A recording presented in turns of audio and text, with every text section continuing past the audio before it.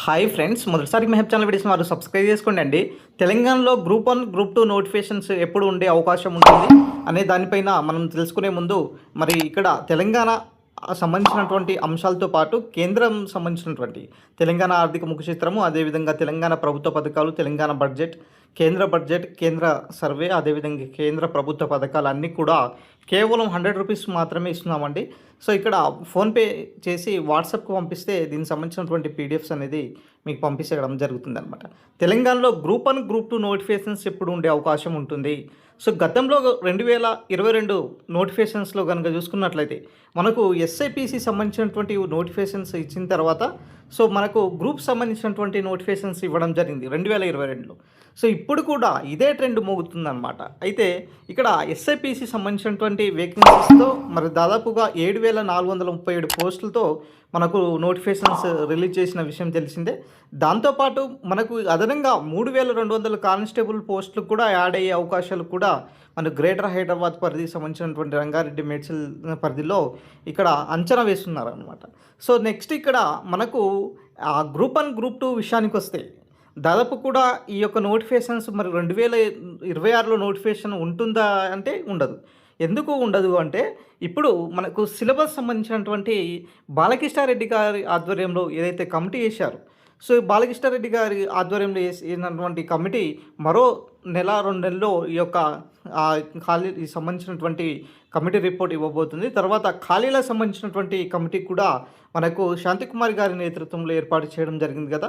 So ఈ 2 కమిటీలు ఇచ్చిన తర్వాత ప్రభుత్వము ఇక్కడ జాబ్ క్యాలెండర్ దిశగా ముందుకెళ్తుందన్నమాట. ఇప్పుడు ప్రజెంటు జాబ్ క్యాలెండర్ సంబంధించినటువంటి అంశం పైన ముందుకెళ్తున్నారు.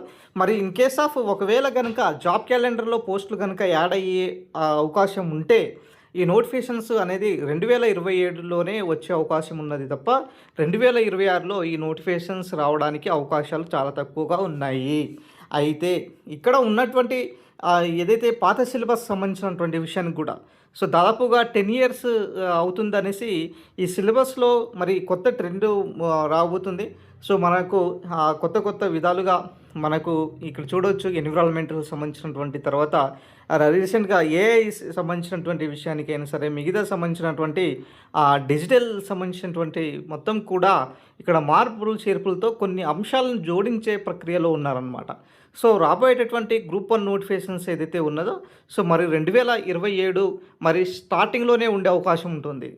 ఎప్పుడు అయ్యా అంటే మార్చి తర్వాతే ఉండే అవకాశం ఉంటుంది. మార్చ్ ఆర్ ఫిబ్రవరి తర్వాతే ఈ నోటిఫికేషన్స్ ఉండే అవకాశం ఉంటుంది.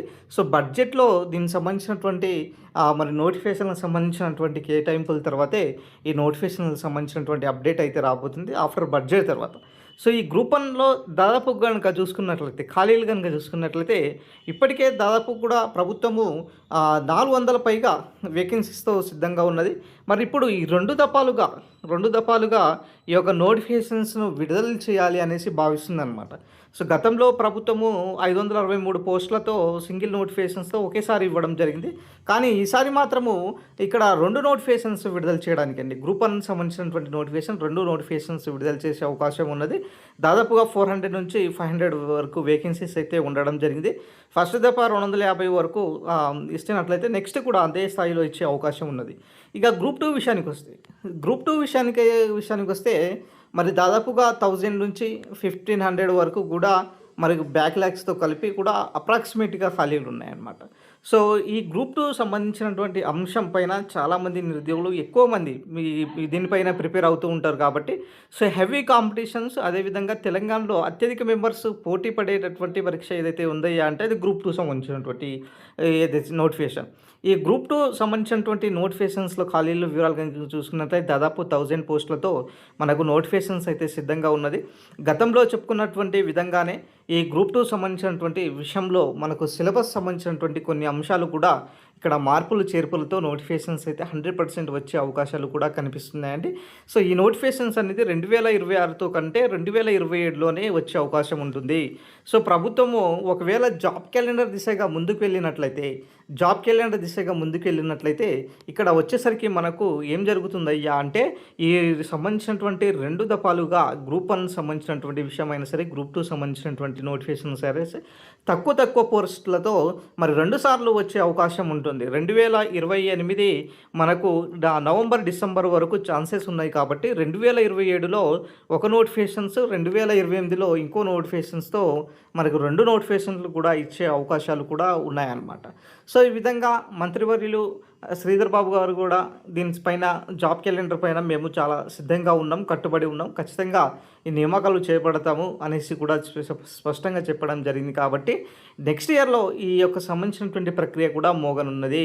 సో ఇప్పుడు టీజీపీఎస్సీ పెండింగ్లో ఉన్నటువంటి ఖాళీలను కూడా భర్తీ చేసే దిశగా పనిచేస్తుంది.